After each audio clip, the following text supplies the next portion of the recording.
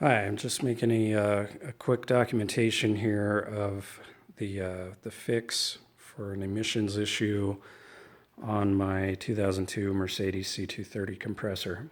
I just bought this car a couple of weeks ago. When I bought it, the check engine light was on and it was pulling codes 0410 and 2036, which is secondary air injection issues.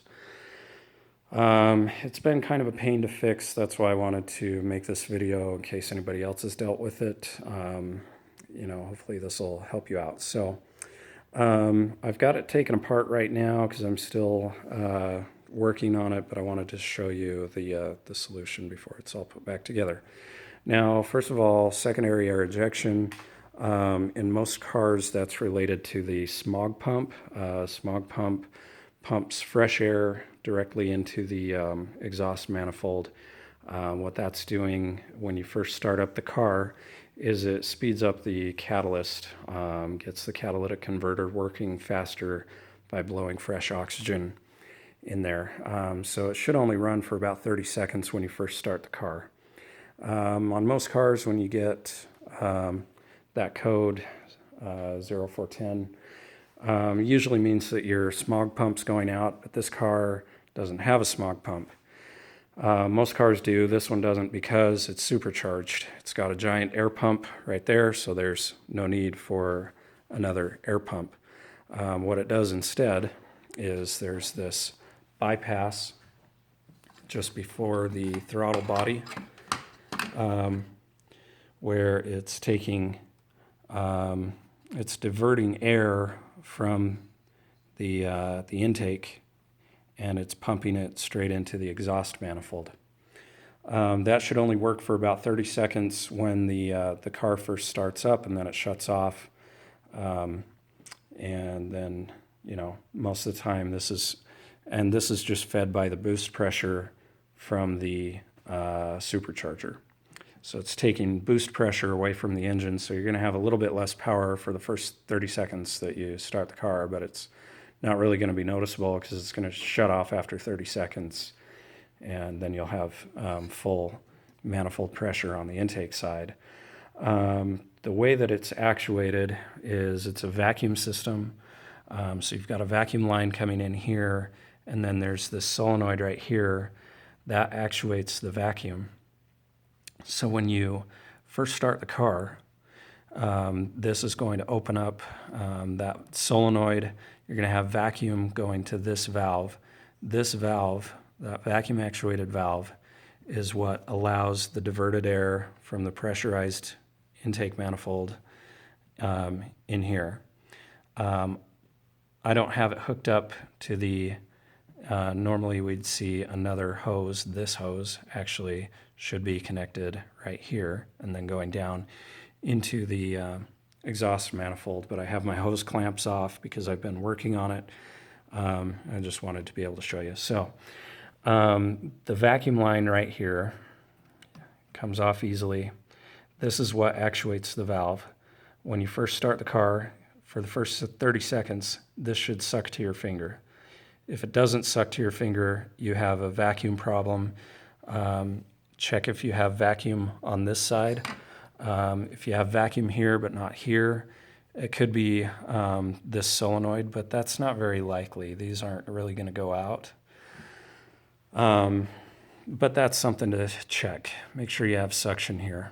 If you don't have suction, if this isn't actuating, make sure that the car is actually cooled down. If your catalytic converter's hot, or if your oxygen sensor is hot, it's not going to work anyway. So this has got to be on a cold start. You have vacuum here, then check to see if you have airflow here. When this is hooked up, when you cold start the engine, you should have a good airflow coming out of here. Not a little bit. I mean, you'll really feel it blowing here. If you have vacuum here, but no airflow here, that means this valve is jammed up. That's what I was getting when I first took the system apart. Now I have another one of those vacuum actuated valve. This is a junkyard part. Same thing, just easier to look at here. So this is the exhaust side of it. You can see how dirty they get in there. When I pulled mine off, it looked like it had scrambled eggs in there. It was just nasty, had yellow, oily buildup in there. You got to get all that out of there. You can use carb cleaner to clean it, and then WD-40 to lubricate it and get the moisture out of the valve. It doesn't take a lot of vacuum to actuate this. You should be able to suck on it with your mouth and move that diaphragm up and down. If you can't move it just by sucking on that, then it's not working for you. You're going to have to keep working with it until you get that moving. And if that doesn't work, then replace the part. So you get that working, then you have good airflow here. Again, only for 30 seconds after starting the engine. Next thing to check is make sure that you have good airflow going down. Now there's a brass tube underneath this ball valve. There's a brass tube. You can kind of see it down there. Hang on, I'll turn on my light. Okay, that might be a little easier to see back there. So we're back behind the engine, between the engine block and the firewall. There's a brass tube that feeds the fresh air from the secondary air injection system into the exhaust manifold on the other side of the engine.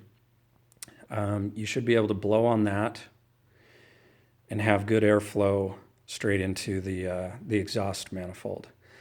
Now that's probably going to be jammed up. If this gets jammed up, that's probably going to be jammed up too, because once the airflow stops, you're going to have a lot of condensation, a lot of soot. You've got exhaust just kind of blowing into that area and swirling around there. You can also have condensation coming the other way.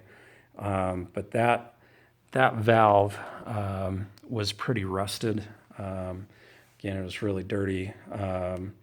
So I had to let it soak in carb cleaner and then flush it with WD-40. Now you want to be careful with that because you don't want WD-40 getting into your catalytic converter, because that can burn up the catalyst and you're buying a new catalytic converter, which is not cheap. So that's why I have my shop vac here.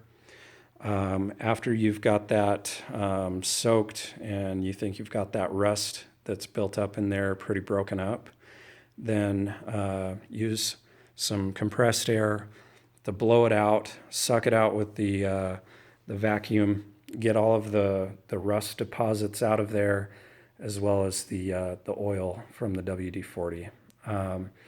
Now, if that still doesn't work, you're going to have to replace that valve, which is a real pain. Not that the valve itself is cheap. It is cheap, but getting it off of there is almost impossible. It should twist off, but I think it's actually cold soldered onto that brass pipe, and I wrenched on that pretty hard and couldn't even budge it. I've read on the forums other people have had the same issue and have had to take it to a shop to get that done. Now, if you have a crow's foot or something, you may be able to break that off of there. But what I was able to do is, as you can see, I've got my compressed air this is kind of a rigged system here, but I used electrical tape to tape my compressed air to the valve and then hose clamped onto the valve. And then using 120 psi, I was able to free up that valve and get some air flowing back in there. So now you can hear the air flowing, and if I check it on the tailpipe, you can feel the air blowing out the tailpipe. So that's a win, because that was totally jammed up. There was zero airflow. Now, why is that valve even there? Why is it important to have it? Because this is what actuates the system. This is what turns it off and on here. This valve here is just a fail-safe.